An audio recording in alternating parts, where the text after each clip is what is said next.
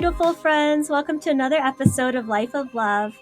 We're here for another great conversation about living your life of love, finding divinity in every day, and just enjoying this time we have figuring out what the heck we're here for.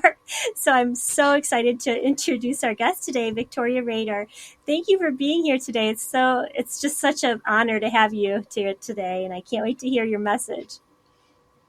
Julie, thank you so much for having me. I've looked forward to this quite a bit. Oh, and I forgot to tell everybody there's a long list of the things that you've activated in this life, but I wanted to highlight that you're a possibility coach, a speaker, and an international best-selling author, but so much more. You're always in the creative force, and there's so much you could talk about of what the phases of your life and what energy you've put out there. But I just wanted everyone to know that that's the core of what you're about. And gosh, I mean, I guess I wanted to start out and ask you, because I noticed that you're very involved with metaphysics, and so many times the spiritual world thinks that there needs to be this lack of abundance or sacrifice to be a spiritual being or person, but you have brought in the abundance of material, like money, and just abundance in the whole realm, not just spiritual. So how did you come about tying the metaphysics with the concrete world, and what was that course that you took? Well, here's the true answer. When you don't have a course to take, you create one. So I've created one and, practiced through my whole life. And then based on my life, created a course. That's the actual course of life I'm sure you're referring to. But also for all of us, I think there's just a grain of great wisdom in it, because I think even as you were talking, Julie, the first thing that came through to me to share is that outside of all the titles or maybe accomplishments that can be seen as such, or achievements that can be perceived as such, who I genuinely am is a very unique, full expression of love. And I have one and one calling in my life to be a consistent reminder of that one truth for every person that I meet. So, which is why I was so excited to be on your gorgeous podcast, because it's created a sacred platform for it. And so once you start remembering who you are as a unique expression of divine love, you start understanding that everything is spiritual. Everything is spiritual. We divide life into categories because our love is limited. And we first are falling in love with who we are as those divine beings. And most of us never learn to love ourselves enough to translate it into other areas of our life. So I think for those of us that are limited, and I think it's all of us to a different degree, on this path of self-discovery, saying, once I am good enough, I will be loved, and then I can be blessed. That's a narrative that's existed on this planet for a very long time. Or second narrative, if I am to be loved, I must not be financially secure, for that is evil, dark, and absence of love. So those are the two narratives. Either I'm deserving abundance because I don't love myself enough, or heaven forbid I will fall in love with money. Well, good news. When you understand that you are love and that you are to love people fully and completely, and you are to serve all that come into your life, the awareness of love brings peace into your heart. The peace brings clarity of purpose.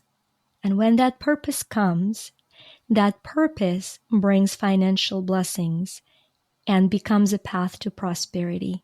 So you're no longer focused on, am I spiritual or am I greedy? You're focused on, who can I serve today in the best and highest, most aligned way, without losing who I am, but finding who I am? That is the most empowering question we can ask. That is so powerful, and just it resonates with me so much, and you say it so eloquently. Oh, Victoria, I mean, just So what I was saying is that there is this great energy of love, and the way I define love is as life originating vibrant emotion or energy in motion. So sometimes we complicate love, and it is very simple. That's why I love the name of your podcast so much. It's Life of Love. Well, for me, love is what creates life. God is love because love creates life. Universe is love because love creates life. So how can I be most loving is how can I add to life today? So now I'm not just watering the plants on autopilot. I'm now adding life to the plants, so I'm loving them. I'm not feeding my pets. I'm not just cooking for my family. I'm extending life. Once we redefine the daily mundane tasks and dedicate them to be the expression of love, our life becomes miraculous. And once our mind is tuned into the miracle of life, new doors and opportunities open. So once you pause and you say, wait a minute, I didn't think of myself as loving, but where have I added to life today? You'll be amazed to see, and now just to recognize and to give yourself permission to intend every action through this energy of adding life. It keeps you in such a blessed state, and just hearing this, and I write about my book too, to just connect to your heart center. And it's just so simple, but it's not always easy to do. But you can feel it when you come with every experience with your heart. And then, to me, when you slip away from it, you can feel it too. You're like, wait, that's not where I was last time I was in this situation. What's different? And you can help yourself get back, because we run this roller coaster. But feeling that heart vibration, and showing up for yourself in that way, that everything is, I believe that you're in the synchronicity of everything that comes into your field is part of your action. Love it. Love it. And the law of synchronicities, yeah, because the law of synchronicities is one of the 35 laws in my Prosper Me book. So, Prosper Me, the most recent book, is the 35 universal laws to make money work for you. And they're universal spiritual laws. The reason they're universal is because they're applied to every area of your life, from expansion of your spirit to practical prosperity. And then I take these universal laws and I give you 3 steps of practical application for each law, and the energy activation or affirmation that is charged energetically to shift your mind and align your heart with that law. While the law of synchronicity is not only one of the 35 laws, Julie, but every day I read one chapter of my book to stay current and to discover things that were written through me, for me. I did not write the book. The book was written through me. And so today, I read the law, and the next law that is ahead of me is the law of synchronicities. And I smiled and I literally said, oh my gosh, and look at the podcast I'm having. I have chills. It's the most synchronous podcast interview that I've had. And to have you say, well, just look for synchronicities, right? So, and I want to talk about that because it's so important, because so many of us in this world of creation, and I don't have a better word than are distracted or deceived truly, we're misled and misguided, being distracted by signs and chasing signs. That is very different than having a walk of faith. And what does that mean? It does not have to be religious faith. It is ability to believe that you're guided and following that guidance. And as you follow that guidance, seeing the alignment through the signs. So the signs become the validation of your path. And the more confident, and by the way, confident comes from Latin confidente, which is with faith. So the problem that we have is that we're taught to be confident in ourselves, but that in and of itself is not really palpably possible. We are confident, which means with faith. When we believe in being divinely guided, then we walk confidently And then the law of synchronicity steps in and shows us all these little signs, which is very different from, oh my gosh, give me a sign, give me a sign, give me a sign, and then waiting for an indication and chasing it. So the law of synchronicity is huge. And so instead of chasing an opportunity to make money, you expand your unique gifts through serving, and the opportunities to be blessed financially are aligned. I can't, really stress it any higher than that. It's a gorgeous law. It's gorgeous. And it makes so much sense because you're living in your truth. You're creating from your soul. And so even if things don't go the way you want them to go that day, you have that reassurance that you're living in your authenticity. And so you always have that to fall back on, and just like you said, trust and know and have that divine guidance in your forefront.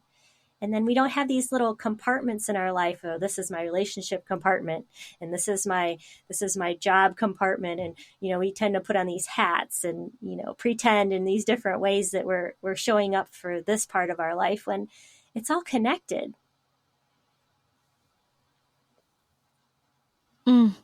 Well, and the law of trust is another law. And I think it is such a powerful law because for a lot of us who have had seconds or moments or months or even years of clarity of being guided, all of a sudden, and it's normal. Here's the greatest secret for every spiritual soul. It's normal to not have periods of guidance. You're not lost. You have not lost the connection. You're simply expanding your ability to trust. Because you see, if you're guided all the time, then how do you know it is trusting versus knowing? And both are equally important. Both are very important. And so if you're going through the quiet lull of, oh my gosh, everything was so clear, and the next 3 days, it's like the heavens shut down and my heart this is a gorgeous time to germinate in simply receiving love. And this is where I want to talk about the limitation of self-love. Right now, we are taught, learn to love yourself, which is beautiful. But if I limit loving myself to self-love, then if the self is struggling on a certain day, I cannot give myself the greatest thing I need on that day, which is love. So on those days, you have a gorgeous conversation with Divine, and you say, please, love me, for me, and through me, for I cannot love today. And then you surrender to the process of love through you.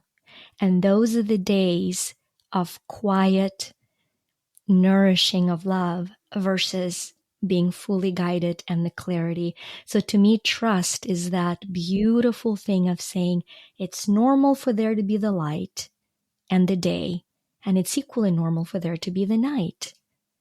That is the pace. Don't panic. The light will come again. It's keeping your cup full. Sometimes you gotta let the cup refill because you're giving so much, and you can get caught on this adrenaline of, oh, I'm doing so much. And depending on what your personality is, you might be a doer and you need that validation, but like trusting. So you've brought up universal laws a few times, and I happened to stumble upon them. I just stumbled. It was something I read in a book, and I was like, universal laws, what's this? And I did a deep dive, but I'm curious, how did you discover the universal laws? What was your path? Yeah, the first acknowledgement of universal laws came into my life through teaching of Paul Martinelli, who was taught at a time by Bob Proctor. So I immediately booked my trip to Canada to see Bob Proctor and go to his Matrix program. And at the Matrix program, I came up to him at the end and I said, I want you to coach me. And he said, I do not do individual clients. I said, I understand. I want you to coach me. So, having taken a huge leap of faith and support by my incredible husband to put a $50,000 lien on my second mortgage at a time to be able to afford Bob was my full exposure to the universal laws. And then I've simply started studying the beginning of them and formulated my own simple understanding, going to Judge Troward and of course Aristotle, and Plato. They are as ancient as humanity, but the reality is there is one law, and that one law is originally God, great overall design is, or energy is. The one law is energy is. Under that one law, it differentiates into the basic three, that energy is neither created nor destroyed, but is continually translated, transmuted, and transliterated. That's the first law of one law.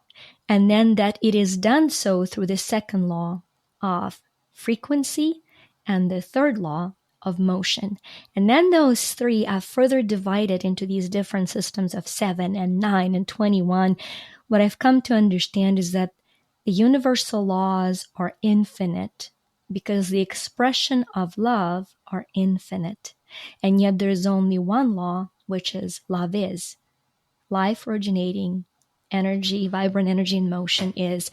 And so that's why I coded the basics of all the laws into the word love, where life or energy is, and it's life originating. So the energy originates vibrant, which is frequency, and then emotion, which is energy in motion. So if you look at love, for me, it's a reminder of the one great law that has the three basic ones.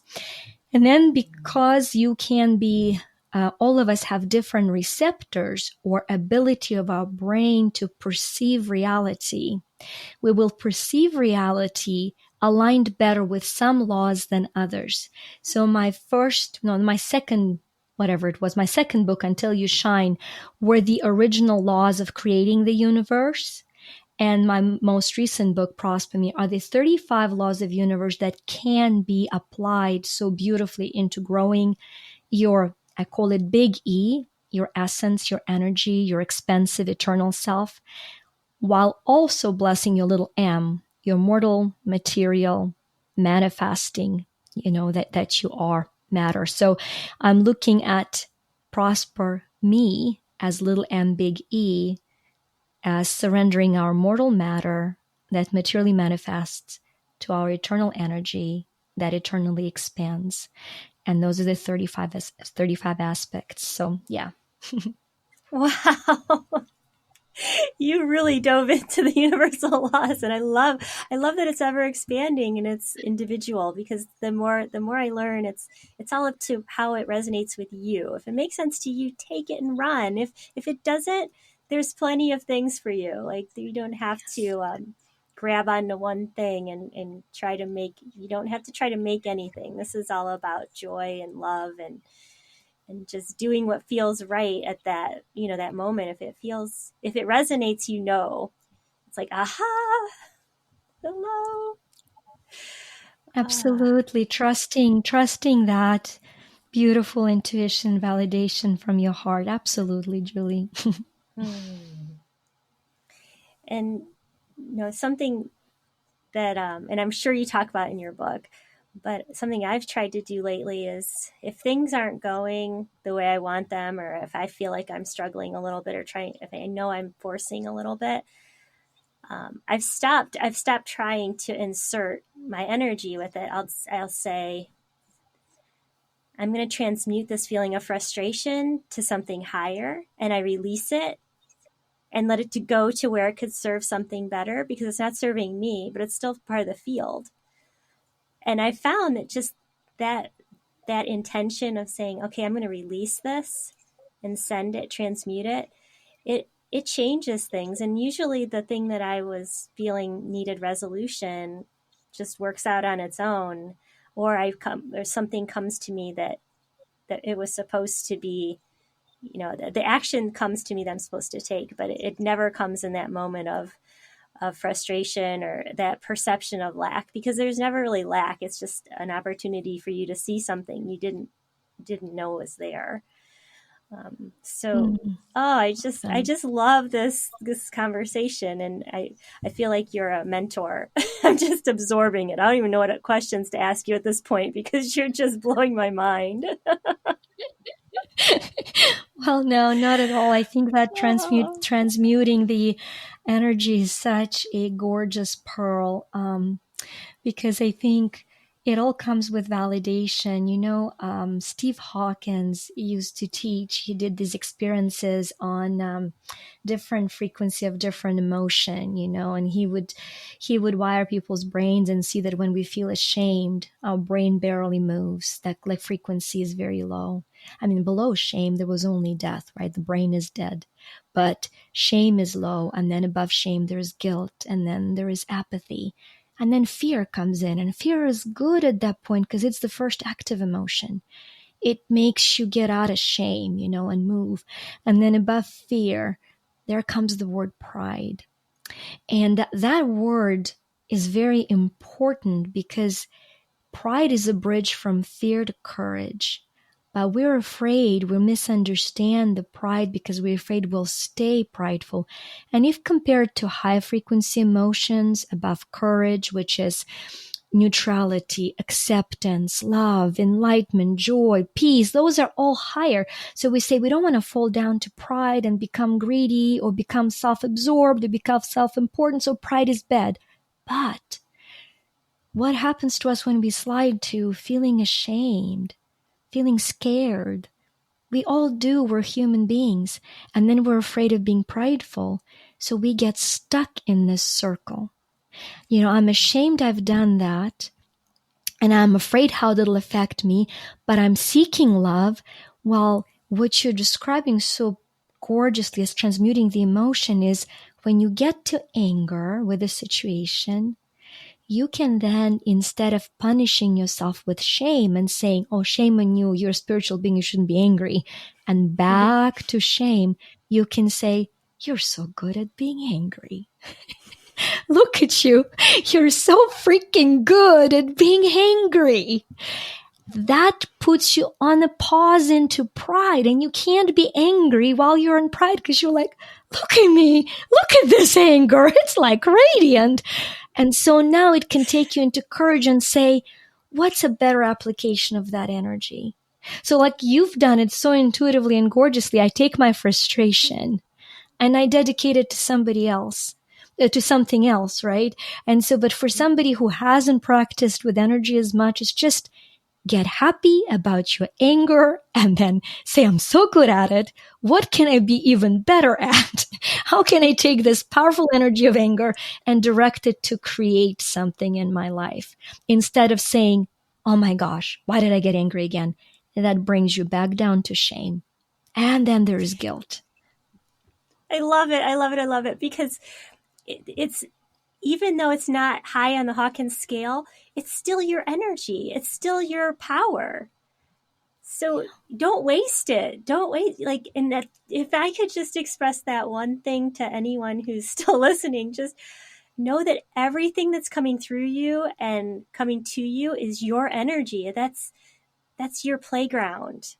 So you can decide what you want to do with it. Absolutely. Absolutely. So, we were talking about spirituality and money. Being angry about not having money turns out to be a spiritual point of breakthrough. You get to say, and now that I'm upset about not having money, how can I dedicate my beautiful spiritual energy to create an opportunity to serve that will become profitable to someone in their life and will be a financial blessing to me? So I'm going to redirect that. Yep, because if you're in a job that you're just on a hamster wheel or you're not feeling fulfilled, the universe is telling you, stop it. You're wasting your energy. You need to be in love. You need to be providing with your creation what you're here to do. You're not going to get the reinforcement of abundance if you're wasting your time in something. So it's, Yeah. see the signs. And, if you love what you do, you will be guided to do what you love. That's a huge concept. If you hate what you do, you will be expanded more into what you hate. So What are three tiny things you already love about what you do? Pour your love into those three tiny things and allow for the right doors to be opened for you through energy of love. I think that's just such a practical and easy thing to apply. Yeah. That's powerful because anybody can have the three things that they like about whatever they do. If you're answering phones for some company that is misusing the environment, you might still like to talk to the people and solve their problems. You might still enjoy that you can be a support to your coworkers. You find those three things. I love that. So you do have three things, and you have a quiz on your website. I saw it, so the listeners can go. I'll put a link to it. It's very exciting, and your website is just a wealth of, well, it's interactive, and then it has a lot of information and resource, and your books are on there. And are your books available on Amazon as well?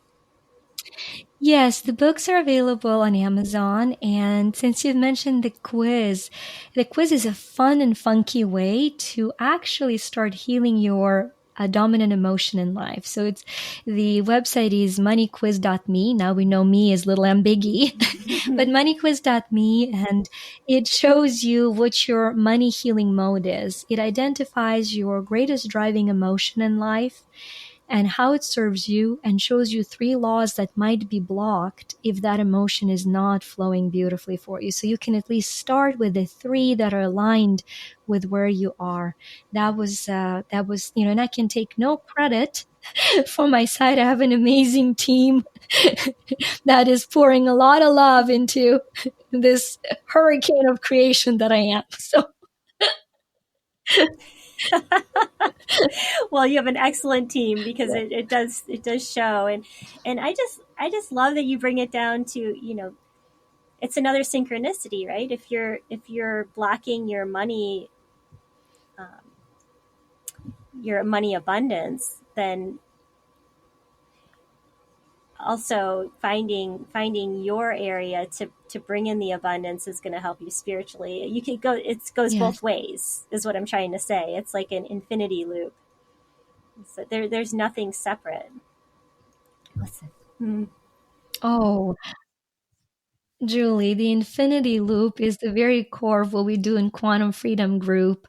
I was guided to open energy centers through what I call quantum freedom, which is opening your heart and then opening your solar plexus, which is love and light of who we are, and creating the infinite loop of eight, the number of infinite abundance of light and love, and then going up to your throat center to speak from the place of love and love, down, up, and down. And just so that is such another tender concept to my heart. It's almost like you're reading not my book, but my soul. And for that, I'm infinitely grateful.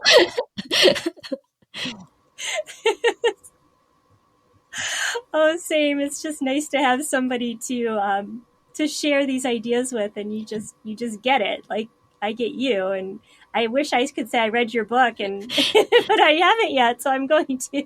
No, thank you. I'm going to definitely, and I do, that resonates with me because I feel that my book was given to me, and I'll read it and I'll start to tear up. Mhm. Thank you, angels. That was a message I needed. Thank you, universe. I was, not in. So I can relate that we're just here to share the message. We're just conduits for helping. We're all just trying to get through this puzzle. We're given this adventure, this playground we're on here, and if we can help each other make it a little more smooth, or just get through, we're in a real rough spot right now, and it's there to show us our potential. I think as humanity, we've been a little submerged, and it's time for us to find that light and to understand our infinite power. Like you said, we can connect in. Ah, I just love that visual, the figure eight. I'm going to think about. Well, I do think about that when I meditate, is that figure eight through my solar plexus and my heart. But I never thought about connecting that to resonate the voice. But I guess that's what I Mhm. try to do with this podcast. Well, I honor you and I thank you for the contributions Oh, you're you're so making. And sweet. Thank you so I'm in much. awe. I think that I think Mhm. we tend to, all of us, myself included, tend to lose the purpose for which we're here while trying to find the purpose for which we're here. And I think to validate what your whole podcast is about is that we have one purpose here, and that is to live a life of love.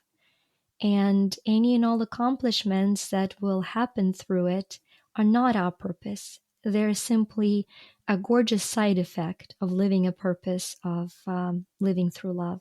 I mean, for some reason, that just comes very strongly for all of us. Don't get distracted by accolades. Just focus on loving, because accolades don't last, but love does.